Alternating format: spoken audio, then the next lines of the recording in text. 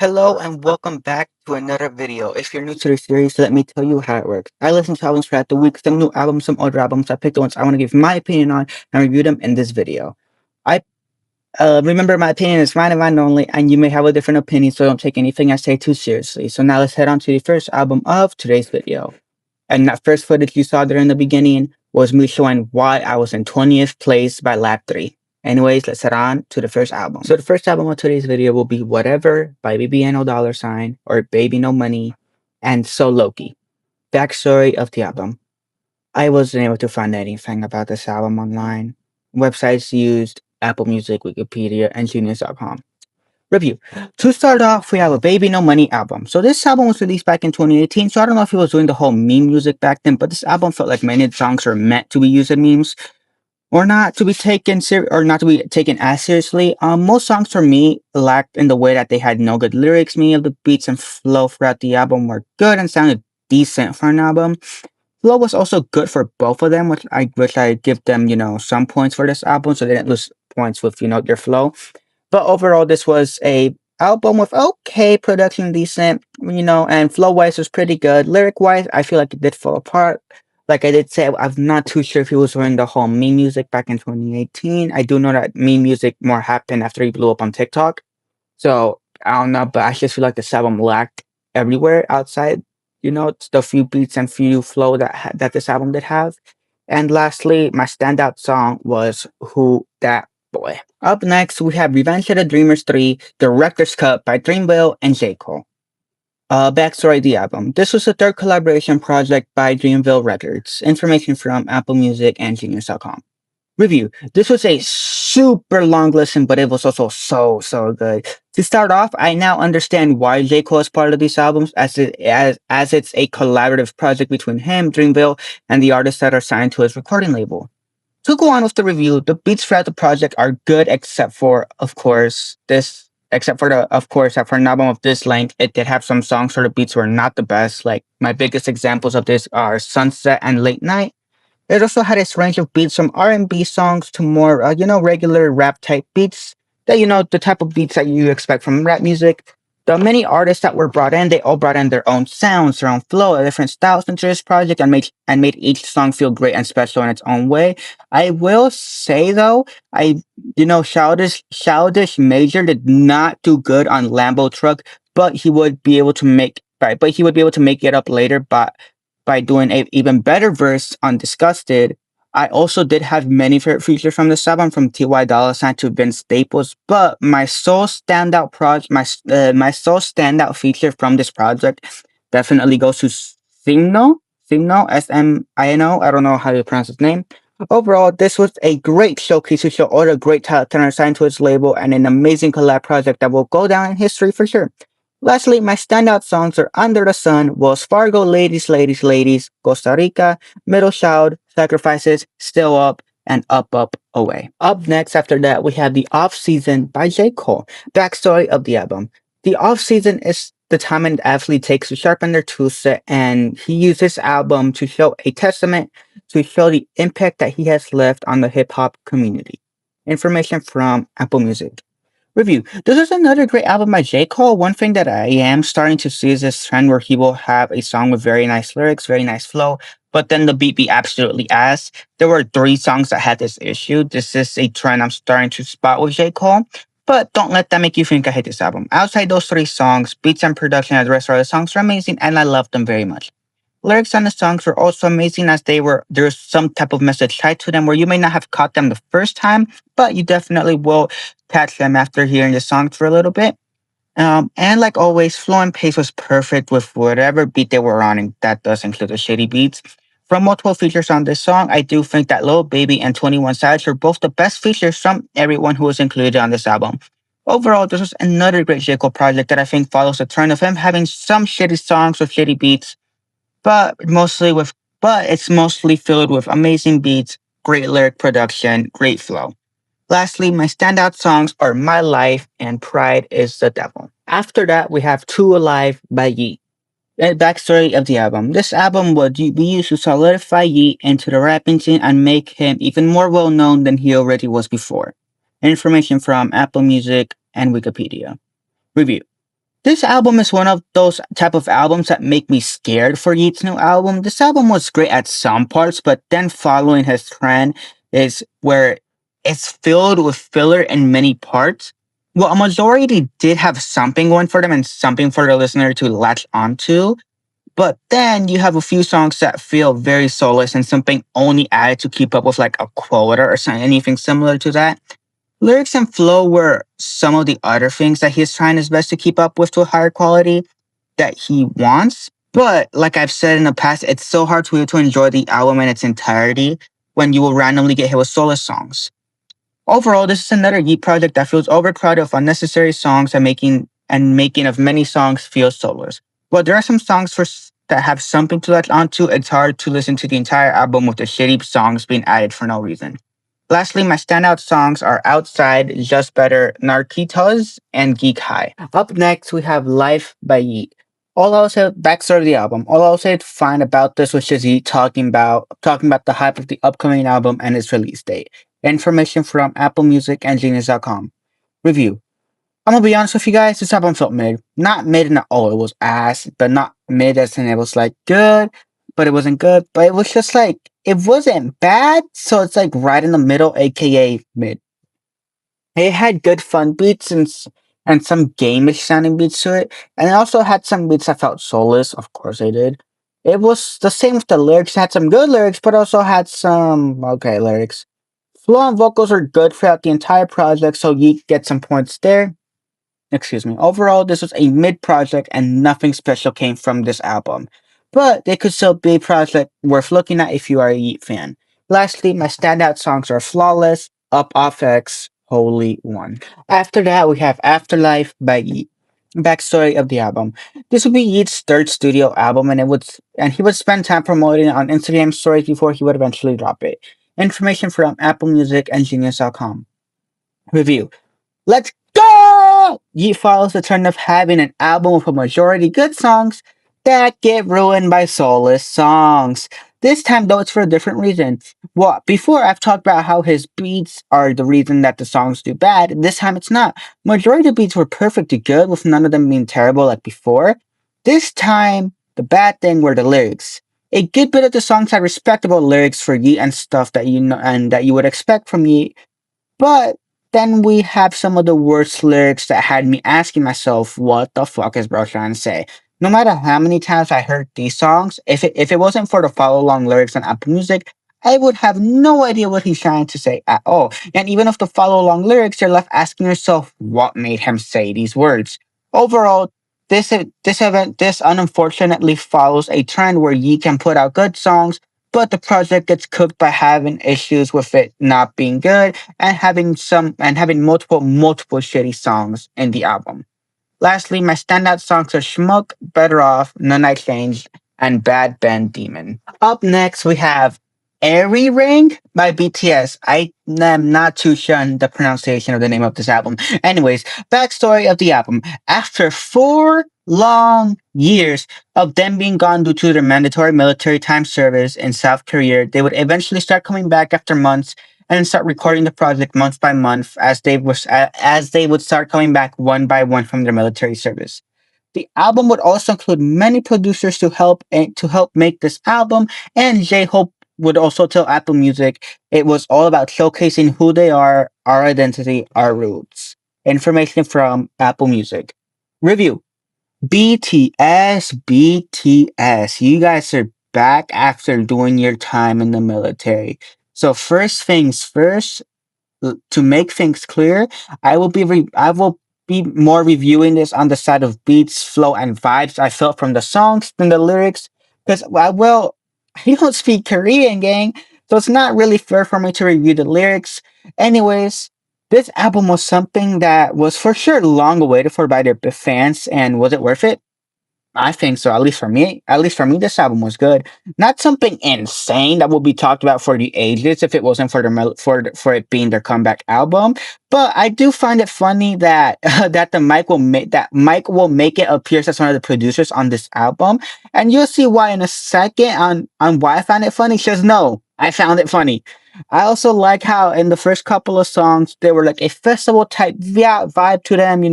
type of music that you would feel at a festival. But then it would eventually come down to a more toned down album where we would make it to song number 29. The song is literally called number 29.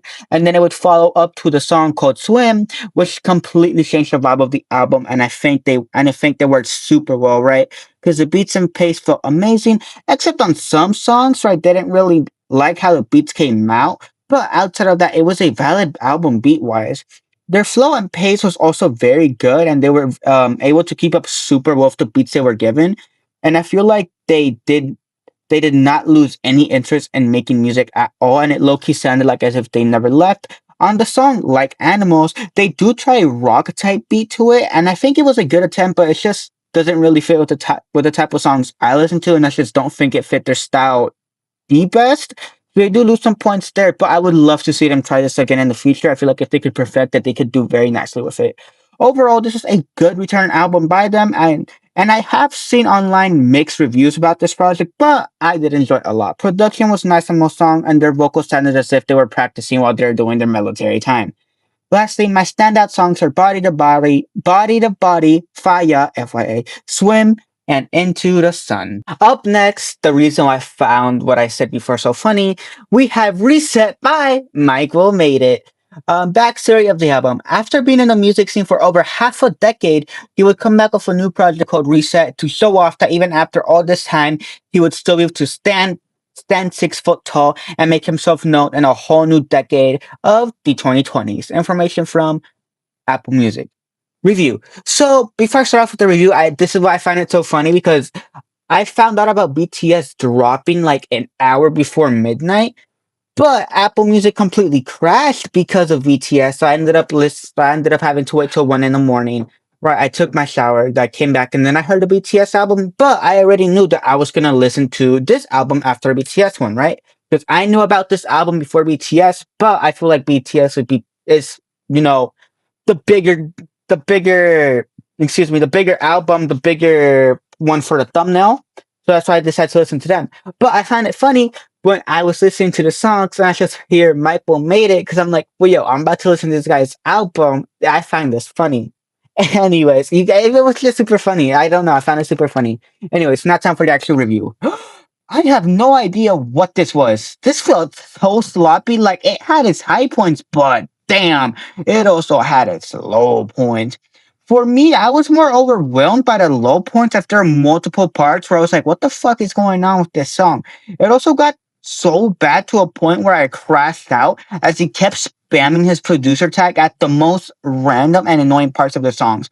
My biggest example of this goes to the song Triple A, AAA, where it could have been something amazing, something beautiful if his stupid producer tag wasn't playing in your ear every 2.5 seconds. For me, the best two features go to NBA Youngboy and Young Thug, as I do think their songs are some of the best from the project. But overall, this could have been an amazing project. The first couple of songs and the last two songs are perfect, but everything else felt so sloppy. It felt like he wasn't trying his best, and like I said, the producer tag. It quite literally got on my nerves at one song, and the notebook that I have where I write down my notes for the songs, I quite literally wrote down in massive letters. Literally saying, I get it, you make this album. Stop spamming your producer tag. Because it felt like every couple minutes you would hear Mike Will Made It, Mike Will Made It, Mike Will Made It. And in the song Triple A, literally every 2.5 seconds you would hear Mike Will, Mike Will, Mike Will. And it's just like, of course, he did that to the song that had the most beautiful production behind it. I don't remember who was the person singing on that song, but they had the most beautiful vocals. Lyrics were amazing. The pace was beautiful. But this song got completely trashed on by every 2 seconds having Mike Will. Like this guy is singing his heart out, and then you have just Mike Will completely ruining the song. And of course, the song's like a 3 minute song. And I feel like in the 3 minutes to combine, you can maybe make it like a minute 30 seconds of just hearing Mike Will, and it just got so annoying. Anyways, My standout songs were Russian Roulette, Rooms, and Major. Up next, we have A Green Print, La Saga by Feid. Feid, how you want to say his name? Backstory of the album. I wasn't able to find any information of the album. Websites used were Wikipedia, Jeans.com, and Apple Music. Review. Now we have Feid. This was a great album. I liked all the beats and vibes this album had, except for the song Medallion Takai. I did like the Yuki Shiba feature on the song, but the beat didn't really go well with the flow and pace of the artist. It had nice lyrics throughout the album, and I enjoyed the project very much. Overall, this is a great mini project by Feid and something super nice to listen to. Lastly, my standout songs are Que Vuelta Vox and No, fuck. Lastly, my standout songs are Que Vuelta Vox y El Hexo. Up next, and the final project of today's video, we Have You Been to Heaven at Night by Kid Cudi, EP. Backstory of the project. I wasn't able to find any information on this EP. Websites used Wikipedia, Apple Music, and Genius.com. Review. I will keep this quick. So the only reason I even gave this a chance for a review because I don't review EPs because they're too short, but I was already up late listening to music as I had the BTS Reset and the Feid album. And then I saw this, so I was like, why not? It's not going to hurt me if I listen to it. It was only 12 minutes. But I don't really review EPs because they're super short. There's not really much for me to latch onto. And this was one of those cases, but whatever, right? Anyways, let me get round with the rest of the review. I'm gonna keep this short and sweet because it's just an EP. I like this project a lot. It was sweet, it was nice, it was a calm down album with great flow throughout all 4 songs. I didn't have any standout songs, but it's a nice project to listen to. It felt very good. He had a certain vibe going with it. I don't know what you would call a certain vibe, but I really do think he did land it perfectly. It was, like I said, it was a very good project, very fun to listen to. Online, I am seeing a lot of hate towards it, but that's because people are comparing a 4-song EP. Let me get that. Let me say it one more time. A 4-song EP is being compared to some of his best works, some of his best albums. I'm forgetting the names off the top of my head because I'm very, very sleep deprived. But like dude, you can't compare like this to Beauty, right?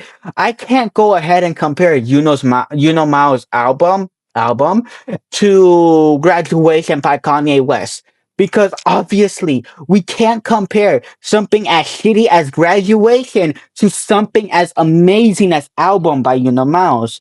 Right? Like, it just doesn't make sense. I'm obviously joking because there's some Kanye fans who don't know how to take a fucking joke, right? But obviously, right? You just can't compare something that is like you can't, literally can't.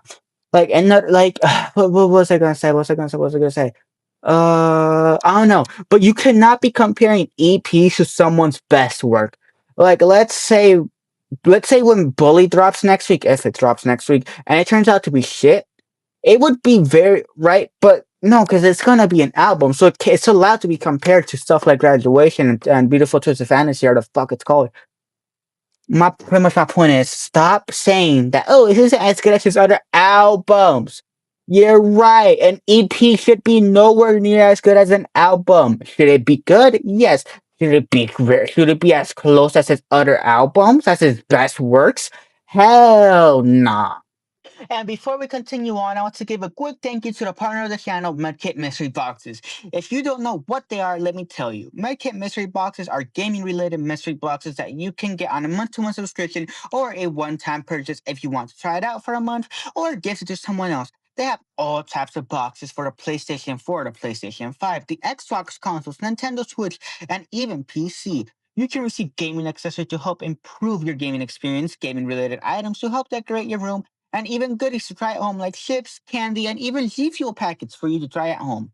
If you are interested in trying them out, make sure to use my affiliate link in the description or use code TrainDavid when checking out for a discount and to support the channel out. Anyways, guys, let's head back to the video. And up next, we have everyone's favorite part of these videos, standout albums of the week. If you don't know what standout albums of the week are, let me explain it to you real quick. Pretty much, standout albums of the week are 2 albums that I enjoyed the most this week, and the 2 albums I recommend you to go listen to the moment you click off this video. Yes, the exact moment you click off this video is when you should go listen to both of these albums. And that's pretty much it. Anyways, your first standout album of the week goes to The Off Season by J. Cole. This album was great. I really enjoyed it a lot. I didn't have much to complain about for this album when I was looking at my notebook to pick the standout albums of the week. This only had 3 marks, and that's very good, as most albums will get more than 3 marks. But this one only got 3 marks. It was good. You know, a very enjoyable album. It was a very nice project by J. Cole. And honestly, I think it is some of his better work and something you should definitely go listen to when you get the chance. You know, and compared to some of his other work, it's not the longest of stuff. So, you know, it is something you should definitely check out if you're a J. Cole fan or if you're trying to get into J. Cole, something very nice that you should listen to. Anyways, your second standout album of the week goes to El Green Print La Saga by Feid. So this album was great. I enjoyed it a lot. So as I was looking at some stuff on my phone for a second, I did see that there are some mixed reviews on this album, surprisingly. I don't know why. Most of the reviews I did see are just people hating it and comparing it to his old work. I hate it when people compare a new work to old work. I really do despise that. But this was a very nice mini album. I'm calling it a mini album because Apple Music had it under albums. So, you know, I'm gonna count it as an album if Apple Music counts it as an album. It was great. It was nice. It was a good listen. You know, it was a nice change of pace. Well, not really change of pace, but something different for once, because pretty much all new albums that have been coming out this year have all, at least all the ones that I've heard, have all been in English, right? And you know, surprisingly, last night I had not. I'm saying last. Was it last night? I don't know. Whenever Friday night was, you know, Thursday into Friday, I had Korean with BTS. Obviously, I had English with BTS and Mike Will Made It. And then I had some Spanish with Feid. I really do wish I knew a lot more Spanish artists because I do want to listen to a lot more Spanish songs. But, you know, I'm not really going to take my time to research that. If they appear, they appear. If they don't, they don't. But yeah, this was a very great project. Really enjoyed it. If you've never heard any Feid project, I don't think this is where you should start. It is still a nice project you should check out. Right, if you want something shorter by him, this definitely is where you should start then. But I definitely do feel like you should start off with his other album. I forget what it's called, but it's the album that has like the orange suns as the cover. I feel like that one's a great project to start off with. But yeah, you know, those are my standout albums of the week. The Off Season by J. Cole and El Green Print La Saga by Feid. And up next, the final part of this video, aka my favorite part of these videos, Yap Time! If you don't know what Yap Time is, I just talk about random shit that can be music related, cannot be music related, life updates about my life, just random shit that I talk about because I need to talk about them, because I want to talk about them. And the first things first is I'm taking a break from Instagram. So the main reason for that is I've gotten super addictive and I am a impulsive purchaser. And at the moment I am struggling a lot with money. So I do feel that deleting Instagram is the best bet for me, as I would get a lot of random ads on Instagram. I'm like, oh, I won't purchase it. Then I get the ad again, and eventually, boom, I purchase it and I end up losing money. So I've deleted it. You know, I've plan to reinstall it by the time the NFL draft starts. So pretty much I'm going a month dark on Instagram. So the Instagram link in the description will not be working for temporarily time. If you're watching this anytime between March 21st, the day I'm recording this, all the way up till NFL draft day 2026, which I think is April 24, 23, the link will not work, but I'm still gonna include the link because after that time, the link will be available. So it's just, and then I also don't want to take it out. Then when I do activate my account again to re-add the link, I'm just not gonna waste my time with that, right? But you know, if you're gonna check out my socials, it would be Twitch, and it would be my TikTok, TrainDavid 2.0, or TrainDavid_vinyls, TrainDavid vinyls _ for real, or some shit like that. I don't know. I don't remember. But that's where I'm going to be active-ish. But I'm still gonna stay active here on YouTube because I do enjoy making YouTube videos, and because I do pay for YouTube Premium, I don't get ad shoved down my throat. But yeah, and then something else I did want to talk about is Kanye possibly dropping this week. So far, we haven't. Usually by this time, we already have Kanye, delaying the album. He hasn't done that yet, and he has been promoting it heavily across many different places. Like, I think, especially LA, he's been what's it called? Promoting it hard out there. So I do think he will be dropping it. I feel bad for Yeat because no one's gonna listen to his shit now, right? But hey, we're finally getting bullied. We'll see if it was worth the hype. Speaking about hype, I am very worried about Yeat's album because, as you can tell, right, we've been listening to Yeat for these past couple of weeks, and I'm worried. I really am because I'm starting to see an issue where it's like he makes good stuff, but it just gets filled with soulless stuff. We do have one of his albums. I forgot what the name is. It's the one with the song 2099. Let me quickly look it up on Apple Music. But yeah, I'm scared because if he continues following this trend, because of course next week we are going to finish Yeat. The album I'm talking about is 2093. Duh. But yeah, next week we are going to finish Yeat, as we do have the last 3 albums, right? Which then would lead us into Friday, which would be his newest album. Perfect timing, right? So yeah, that's how things stand right now for Yeat. And I don't know, I'm worried because from what I do remember, 2093 did suffer from a similar issue where it had good songs, but then it had soulless songs. I didn't listen to Lifestyle, and I heard some songs on his Lifestyle album, but I don't remember fully. And I never did listen to Dangerous Summer by Yeat. So, Dangerous Summer will be new. Most of Lifestyle will be new to me. But 2093, I did listen to this entire album multiple times, and I do have multiple albums on here, multiple songs of the album on my playlist. So yeah, that should be fun.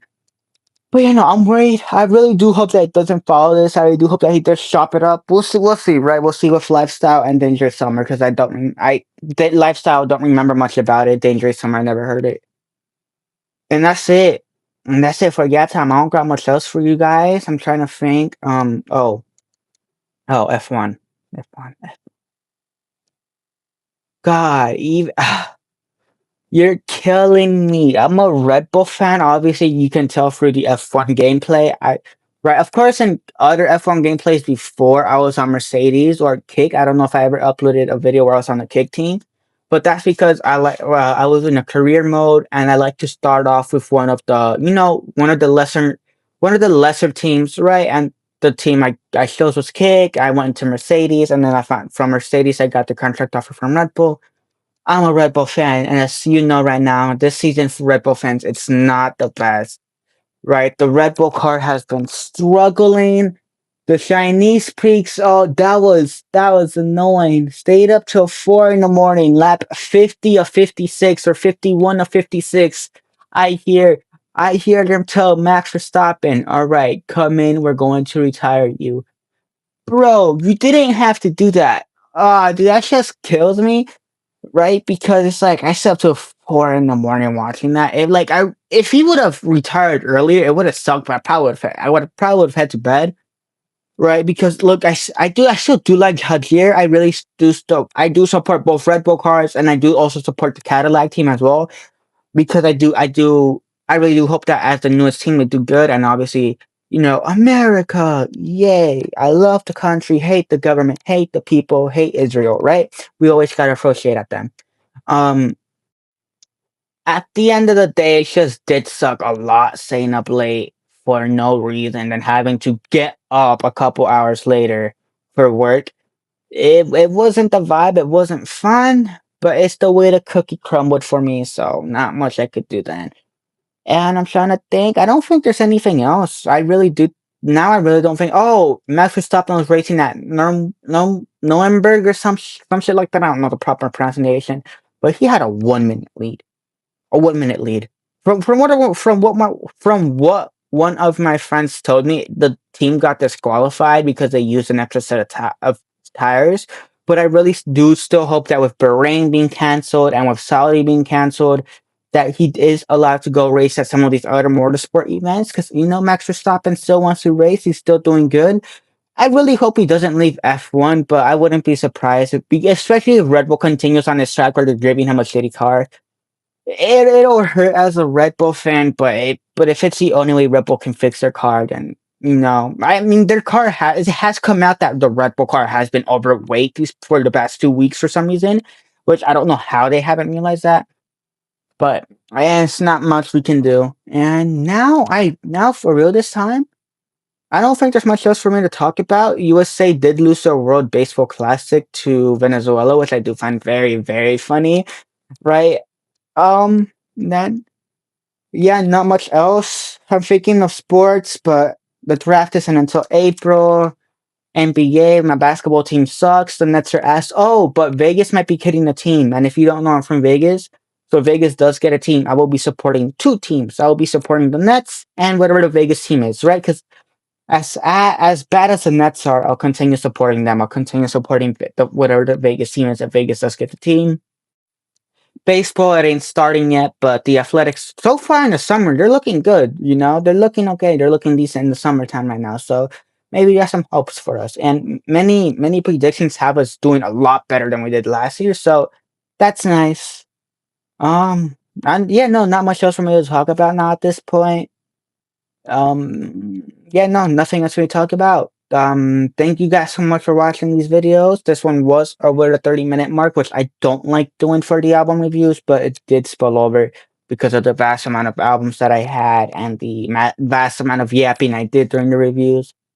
But yeah, that's it. Thank you guys so much for watching this video, and I will see you all in the next video. By the way, in the race below, I ended up finishing in 10th place for anyone that was curious. Thank you.